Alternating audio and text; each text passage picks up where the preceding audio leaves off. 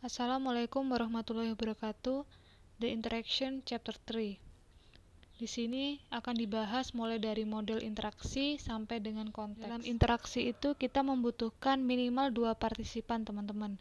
Di human computer interaction kita kenal sebagai user dan sistem. Sebenarnya di dalam interaksi itu ada apa aja sih? Yang pertama itu ada domain. Itu ada area, expertise, dan knowledge-nya di kehidupan nyata, misal di pembelanjaan atau di edukasi. Yang kedua ada goal. Ini tujuannya, sebenarnya apa sih output yang ingin dihasilkan. Dan terakhir itu ada task. Itu operasi-operasinya. Jadi operasi yang menentukan untuk mencapai tujuan tersebut. Eksekusi di interaksi itu ada cycle-nya. Ini saya ambil dari Norman's model, mulai dari membentuk goal sampai dengan evaluasi. Nah, untuk goal ini masuk dalam iterasi pertama, cycle pertama. Jadi menentukan dulu tujuannya apa. Dari tujuan tadi kemudian diturunkan, dispesifikasikan aksinya. Nah, ini masuk dalam cycle execution. Selanjutnya eksekusi tadi masuk ke dalam sistem, kemudian dilakukan evaluasi. Apakah semuanya sudah sesuai dengan tujuan atau goal. Ini adalah framework interaksi.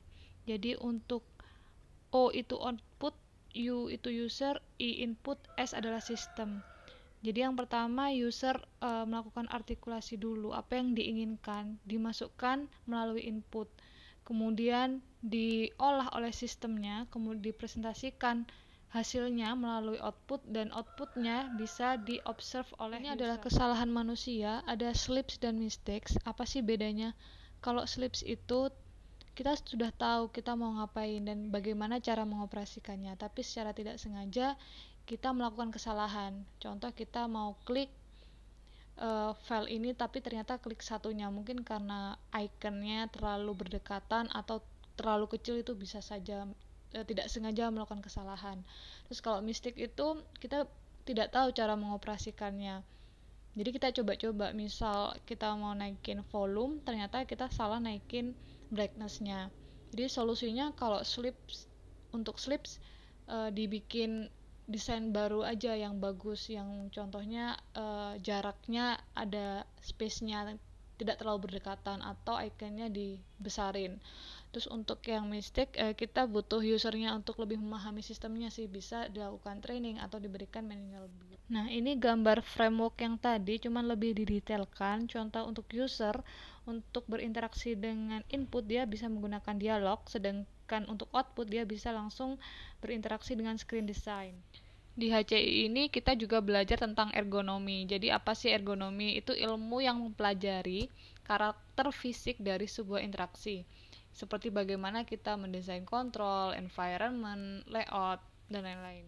Ini adalah contoh-contoh di ergonomi. Jadi mengatur gimana sih kita mendesain kontrol dan tampilannya seperti apa, kemudian interaksi fisiknya itu bagaimana, juga menyangkut kesehatan, penggunaan warna. Contoh kalau di arrangement control and display, di situ ada functional, sequential, sama frekuensi. Kalau functional ini biasanya digrup-grupkan berdasarkan fungsinya. Kalau sequential urutan, kalau frekuensi itu dikelompokkan berdasarkan seberapa sering sih digunakan. Nah, misal menu atau tombol-tombol yang sering digunakan itu ditaruh di paling gampang dijangkau oleh tangan.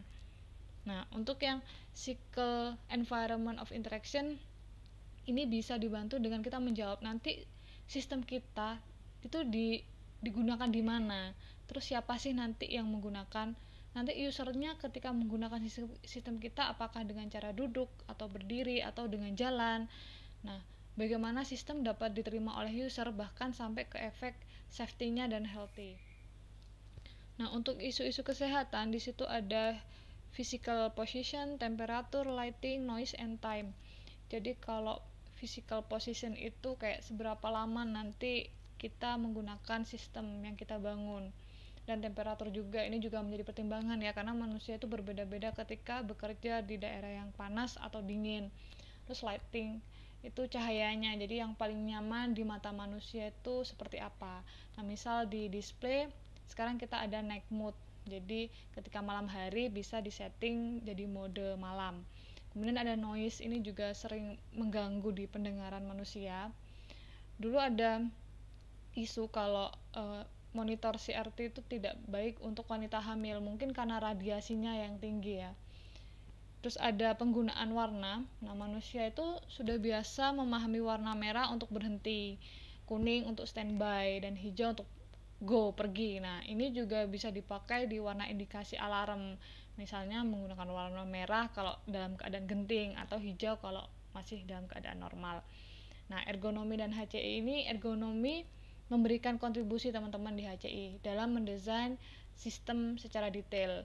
Ada guidelines-nya, ada standar-standarnya. Sekarang kita masuk ke style interaksi. Ini adalah style-style yang sering kita gunakan. Jadi ada common line interface yang dulu pernah berutak-utik di CMD hitam putih seperti ini. Kemudian ada menu, bahkan sekarang semua aplikasi mempunyai menu ya. Kemudian ada natural language. Jadi maksudnya natural language ini kita dalam menggunakan bahasa harus jelas, tidak menggunakan bahasa yang mempunyai makna ganda. Contoh di sini ada kalimat the boy hit the dog with the stick. Ini bisa ada dua maksud. Ini maksudnya apakah laki-laki memukul anjing dengan tongkat, apakah memukul anjing yang membawa tongkat, seperti itu. Jadi kalimatnya harus jelas maksudnya dari natural language. Selanjutnya ada question answer and query dialog. Ini juga bisa sering kita lakukan. Ada form, fields, dan spreadsheet seperti ini, biasanya di Excel. Ada WIMP Windows-nya seperti gambar ini. Ada point and click. Ada 3-dimensional interface. Jadi kalau bikin icon sekarang juga bisa dipakai 3D seperti ini, pakai sculpture. Ini adalah elemen-elemen dari WIMP interface. Oh ya, WIMP itu singkatan dari Windows, Icons, Menu, dan Pointer. Jadi ada Windows-nya, ada icon-nya, ada pointernya, ada menu. Nah, untuk pointer ini bentuknya bisa beda-beda ya, disesuaikan dengan konteksnya. Pointer di spreadsheet akan berbeda dengan pointer di drawing tool. Kursor juga menampilkan aktivitas sistem, misal sedang loading itu biasanya pakai jam pasir atau lingkaran yang muter-muter. Nah, di sini yang asing mungkin ada palet dan dialog box. Jadi kalau palet itu di beberapa program aplikasi biasanya ada beberapa mode.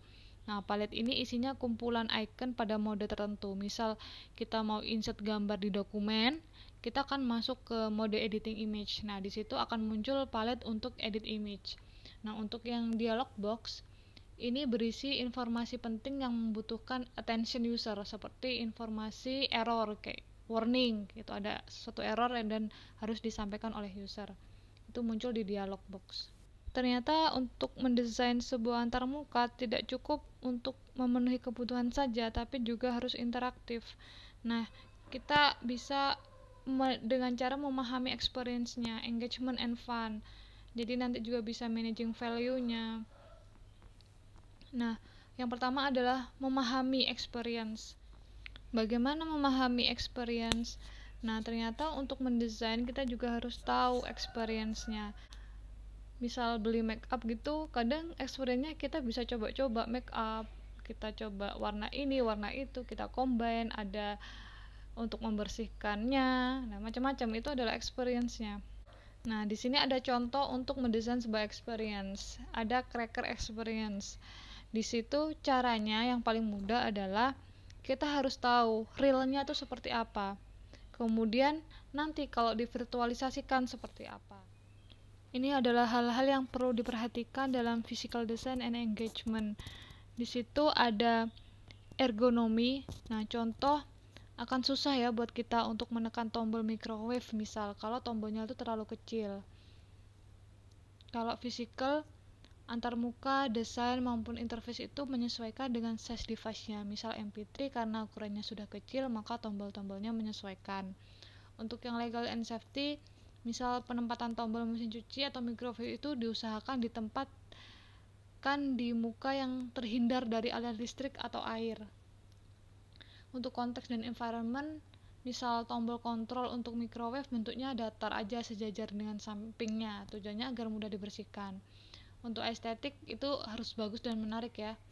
Ekonomik disesuaikan, jangan terlalu mahal. Misal untuk tombol MP3 saja bahannya dari emas ya, tidak perlu. Untuk VDT fungsinya di extend namun yang berhubungan. Contoh untuk tombol on dan off komputer kita hanya menggunakan satu tombol, nggak dibedakan. Untuk managing and value, ini kita bisa dibantu dengan menjawab pertanyaan.